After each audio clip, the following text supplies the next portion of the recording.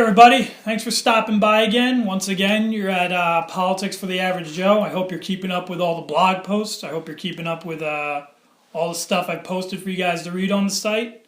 Right now, as you can see, I still have my cup of Joe to talk about the average Joe, you, the voter. In this election, we got the first debate in the books.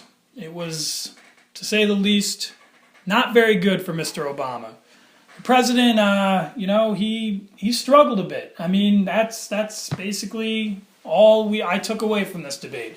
I took away the fact that he struggled quite a bit, and that Mr. Romney pretty much showed that he is more electable, and quite frankly, showed that he can be more presidential than our own current president. Now, to say that President Obama got owned would be an understatement. The guy was out there, he was fidgeting, he was looking at it down at his papers, and he was trying to, make it up by talking straight to the viewer. When the fact is, even if he has the right ideas for this country, he was not coming across like he had the right ideas. He seemed like a guy that was lost. I want to know what happened to campaign Obama. What happened to the guy I voted for in 2008? He wasn't there tonight, that's for sure. And the polls show it. We have over 60% of the people right now saying that Romney actually beat Obama in this debate. Now, according to statistical analysis and, past presidential elections, it's all shown that the debates really don't have an impact on the voter. Most voters have made up their mind before the debates. But the question is, for the young, influential average Joe like us, it's how much does the debate actually come into play?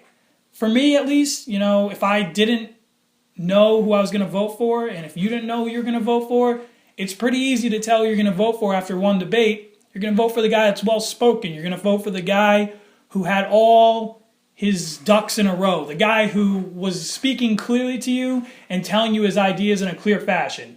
Whether the facts are right or not is another question. But the fact is, Mr. Obama, he went out there, he spewed out all these facts, but he just did not sound convincing. Romney, on the other hand, he came out there, spewed out all these facts, and, sounded like he knew what he was talking about. Sounded like he knew what direction he was going to go in. It sounded like he knew what was right for the country right now.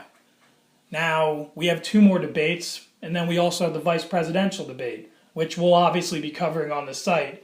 But when you look at it right now, it isn't looking good for President Obama trying to get reelected. Right now, he's down. But you know what? Everybody loves the underdog, and he could come back. He just got to keep fighting. And I fully expect, Obama to know that he didn't come off strong in this debate, and he's going to come out strong in the next debate. But time will tell. Has Romney won the election already? I don't think so. I think it's certainly up for debate right now, who's going to win this election. The polls are saying a completely different story than the debate. And if Obama continues on this trend, no doubt he's not going to get reelected. You can't go out there not prepared. You can't go out there fidgeting. You can't go out there looking down at notes or, not being as clear and concise as you want to be and expect the people to buy it. Now, while, facts have shown the debates really don't have an effect on the election, I think it's important for Obama to wrap this thing up and be as clear and concise with the people on why he is the better candidate than Mitt Romney. But when it comes down to it, you look at this debate, you look at who Mitt was more clear and concise, and it wasn't Obama, it was Mitt Romney. So we'll see where this goes from here. The first debate is usually not all tall-telling of how the rest of the debates are going to go, but it certainly sets the mood. And right now the mood is Romney has the momentum, and he is on he's riding that all the way to the end, it looks like.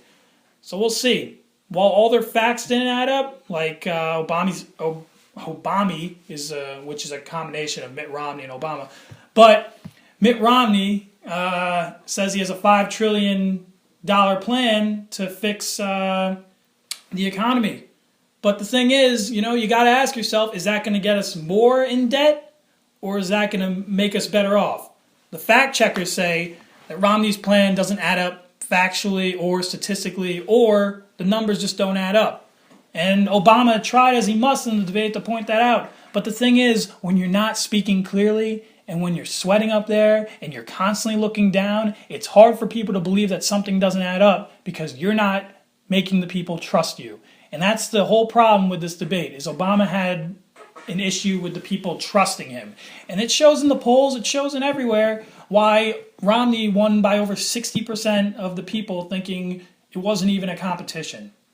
So Obama's got to pick himself up.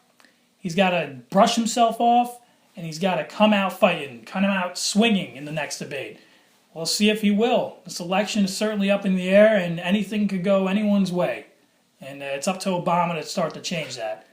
Thanks for watching. Keep up with all the blog posts. We're going to keep you guys as informed about this election and the whole politics process after the election as this goes on. So we'll see what happens. I'll be back for the second debate. Thank you.